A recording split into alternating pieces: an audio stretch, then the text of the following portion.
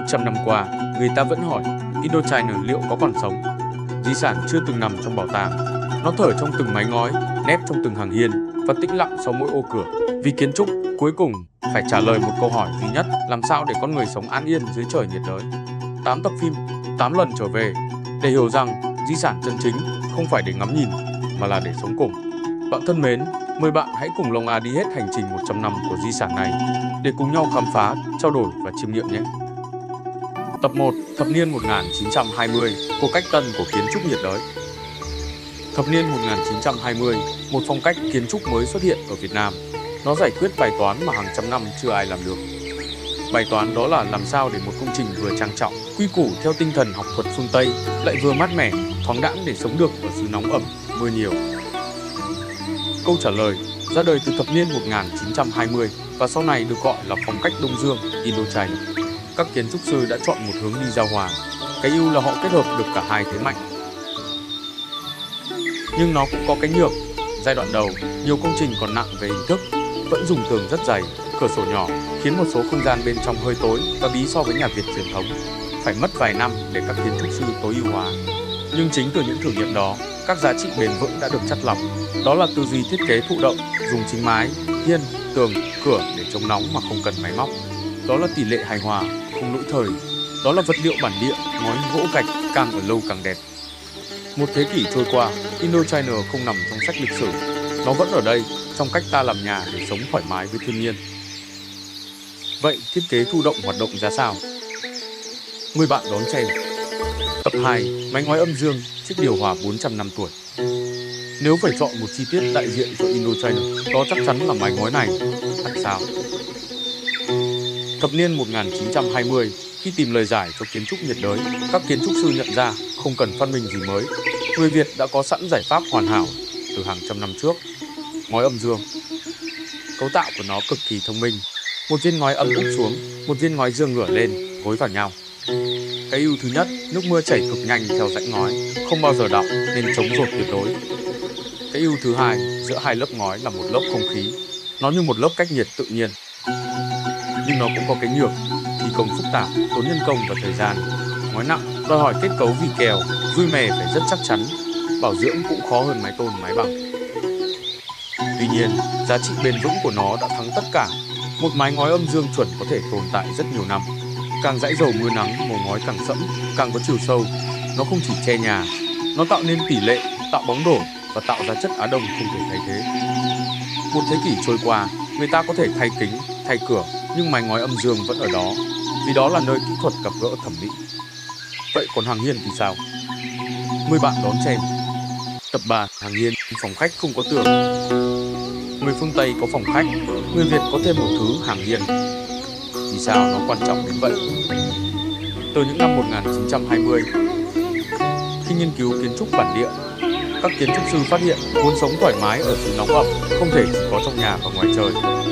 Phải có một không gian thứ ba, hàng hiên. Cái ưu của hàng hiên là giải quyết 3 bài toán cùng lúc. Thứ nhất, che nắng. Hiên sâu 1,5 đến 2 mét chặn hoàn toàn nắng Tây cắt chiếu vào phòng. Thứ hai, chắn mưa. Mưa to đến mấy cũng không tạt vào cửa. Thứ ba, đối lưu gió. Hiên là nơi đón và nén gió, đẩy không khí mát vào nhà. Nhưng nó cũng có cái nhược là tốn thêm diện tích. Điều mà ngày nay, trong thế hệ chúng ta, đó là một thứ xa xỉ phẩm. Với tình hình, đất ở đang ngày càng trở nên đắt đỏ. Nhiều người đã lấn hiên, bỏ hiên để cơi nới. Hàng hiên chiếm diện tích xây dựng, làm giảm diện tích phòng ở, tăng chi phí xây dựng để thêm cột, thêm mái. Nhưng giá trị bền vững của nó là thứ không thể cơi nới. Hiên nhà là nơi ông ngồi đọc báo và nhai trầu, trẻ con học bài. Là nơi nửa trong nửa ngoài, bạn giao tiếp với phố phường nhưng vẫn trong vùng an toàn của mình. Nó dạy ta cách sống chậm, cách kết nối. Đó là văn hóa, không phải mét vuông.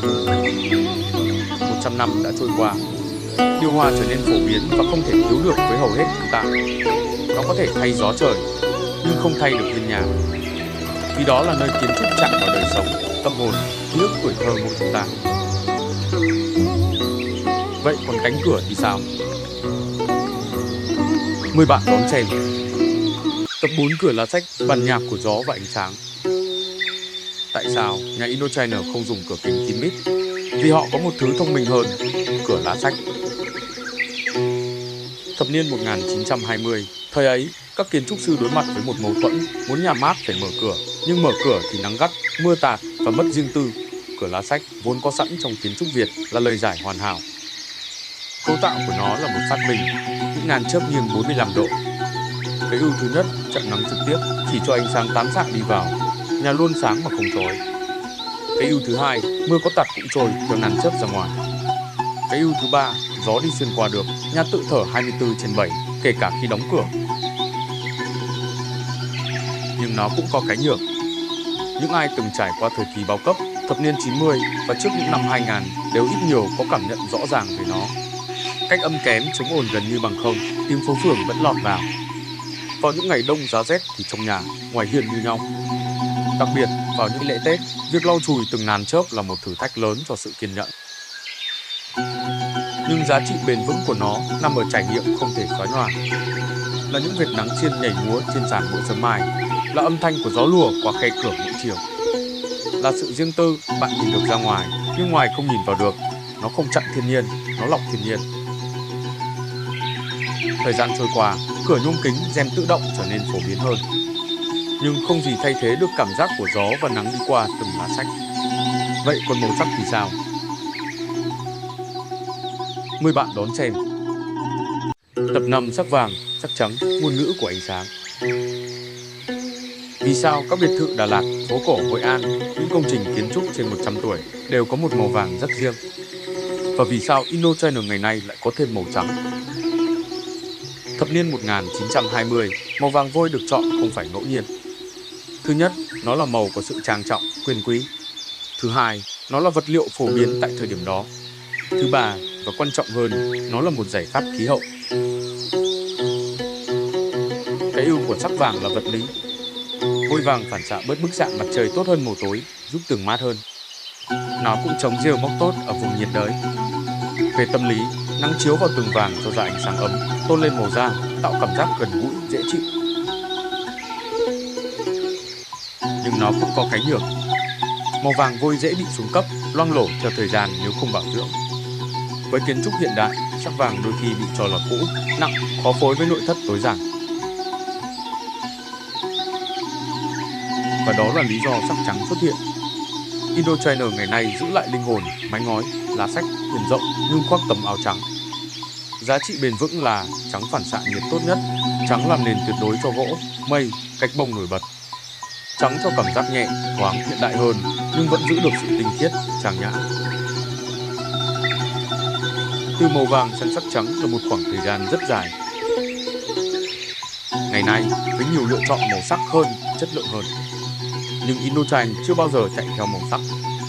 Nó dùng màu sắc để phục vụ ánh sáng và đời sống. Vậy bên trong màu sắc đó có gì? Mời bạn đón xem. Tập 6 họa tiết Việt trong ngôi nhà kiểu Pháp. Nhìn vào một cánh cửa hay nội thất Indochina, bạn thấy gì? Không phải hoa văn Pháp hay họa tiết phương Tây nào, mà là cả một kho tàng văn hóa mỹ thuật Việt. Tại sao ư?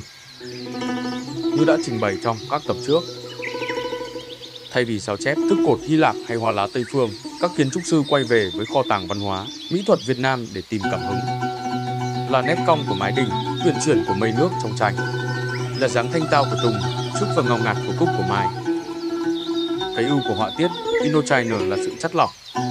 Thứ nhất, họ không bề nguyên mà cách điệu kỳ hà hình chữ vạn, chữ thọ, tứ linh, tứ quý được hình học hóa, tối giản để hợp với đường nét kiến trúc. Thứ hai, nó kể chuyện, mỗi ô cửa, mỗi nét chạm trổ, mỗi con tiện là một câu chúc phúc. Đôi khi không gian tự kể câu chuyện của nó. Nếu bạn cảm nhận được, hãy ở lại cùng mình bằng cách đăng ký. Hãy cùng giữ cho cảm hứng này luôn sống động. Nhưng nó cũng có cái nhược. Thi công thủ công đòi hỏi người thợ tay nghề cao, tốn thời gian, chi phí đắt đỏ. Vì thế, nhiều công trình sau này đã giản lược, thậm chí bỏ hẳn hoa văn, làm giảm mất đi cái hồn của phong cách.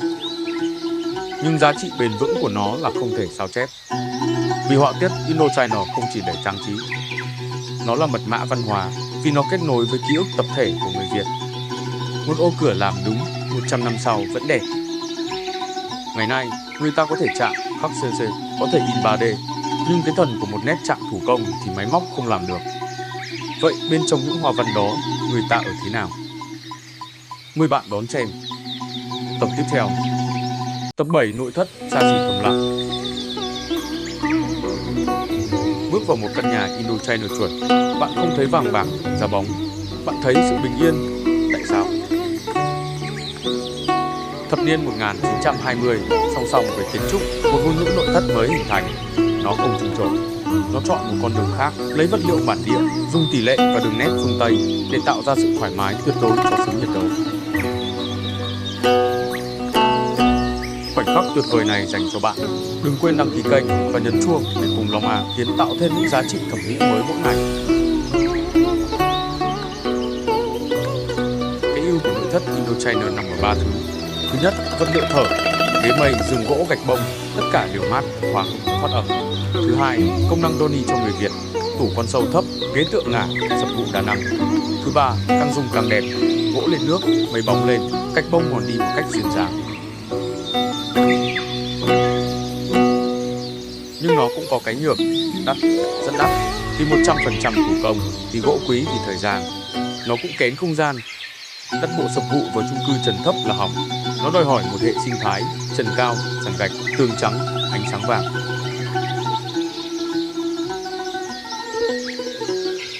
Nhưng giá trị bền vững của nó là xa xỉ thầm lặng. Nó không khoe logo, không khoe công nghệ. Nó khoe sự hiểu biết. Hiểu về khí hậu nên chọn mây tre. Hiểu về văn hóa nên giữ sập vụ. Hiểu về thời gian nên chọn thứ càng cũ càng có hồn. Đó là thứ xa xỉ không mua được bằng tiền, mà bằng gu và sự kiên nhẫn.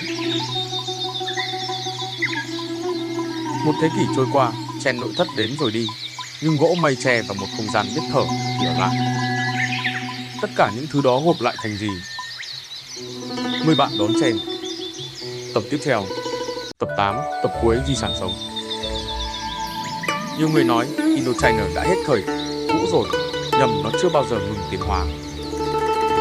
Hãy nhìn lại, một thế kỷ trước, thập niên 1920 đã đặt ra một bài toán làm sao để sống thoải mái, trang trọng ở xứ nhiệt đới. Câu trả lời là mái ngói để thở, hiên rộng để che, lá sách để đón gió, chắc vàng để dịu mắt. Nhưng Indochina không đóng băng ở đó. Nó học, nó thích nghi. Nó bỏ đi cái nặng nề, giữ lại cái tinh túy. Vì thế, ta có màu trắng thay cho vàng, có kính lớn thay cho tường dày, có không gian mở thay cho phòng kín. Vì sao nó sống? Vì nguyên lý của nó là bất biến. Thứ nhất, tôn trọng khí hậu, thiết kế thụ động để nhà tự làm mát, không phụ thuộc máy móc. Thứ hai, tôn trọng văn hóa, dùng vật liệu bản địa, hoa văn bản địa để ta thấy mình trong đó. Thứ ba, tôn trọng thời gian, càng ở càng đẹp, càng cũ càng có hồn. Di sản không phải là thứ để trong tủ kính. Di sản là thứ bạn sống cùng mỗi ngày, là nơi con bạn chạy trên hiên nhà, là nơi bạn ngồi ghế mây đọc sách, là nơi ông bà bạn thấy bóng dáng đình làng. Indochina không phải phong cách, Indochina là một cách để về nhà. Một thế kỷ đã qua, một thế kỷ nữa sẽ tới, và Indochina vẫn ở đó, vẫn thở, vẫn kể chuyện. Và chúng ta cũng vậy, chúng ta sẽ cùng nhau bước tiếp trên hành trình khám phá nhiều phong cách mới, hứa hẹn nhiều điều bất ngờ. Khoảnh khắc tuyệt vời này luôn dành cho bạn. Đừng quên đăng ký kênh và nhấn chuông để cùng Long A Tiến tạo thêm những giá trị thẩm mỹ mới mỗi ngày. Cảm ơn bạn đã theo dõi Indochina chuyện chưa kể. Bạn yêu chi tiết nào nhất? Comment cho mình biết nhé. Mời bạn đón xem series phim tiếp theo Nhà tranh vách đất.